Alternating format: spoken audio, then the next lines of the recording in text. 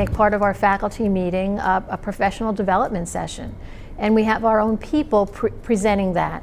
I think you get more buy-in from staff members when it's their own peers who are saying, hey, I've done this, it works. You also then have people who are serving the same community and the same students. So you're not going to get a response from somebody, oh, that's not going to work here, when it's an outside presenter. But since it's our own people, we also have that, the mutual respect that's going on as well. And I think that's very important. We need to be encouraging our teachers regularly because many don't get it anyplace else. So we need to be doing that, and it also continues to allow our teachers to grow professionally. A lot of districts have cutbacks with PD, so it's important to be able to provide that PD within our own buildings and our own districts. I think you have to provide positive feedback.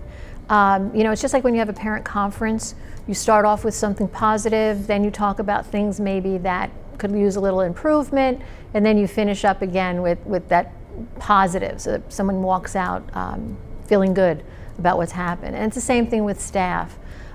During walkthroughs, during informal observations, formal observations, as the instructional leader, we have to be able to tell teachers what they're doing right and celebrate that, and then be able to offer suggestions as to why did you choose to go this route. Maybe next time when you do it, try going in this direction. It's also very important, I think, to recommend some peer observations, especially for, you know, our younger staff as well as our older staff. We can learn, you can always be learning from one another, but I think it's a great tool to be able to set up peer observations, to have teachers go in and observe in another class. They're still dealing with the same clientele, but they can say, oh, I never tried that strategy, or, you know, maybe that'll work for me. And then it's not something coming from the administrator to the teacher. It's once again that peer relationship and the teachers learning from one another. We will do walkthroughs on a regular basis, just to go in. We're not talking about, you know, a 15 or 20 minute walkthrough, just a 5 to 10 minutes. Sometimes it's even shorter than that. I think as the building administrator, you should know what's going on in all your classrooms. So it's important to do that. It's important for kids to see you on a regular basis outside in the hallways and in the classrooms as well as in the classrooms.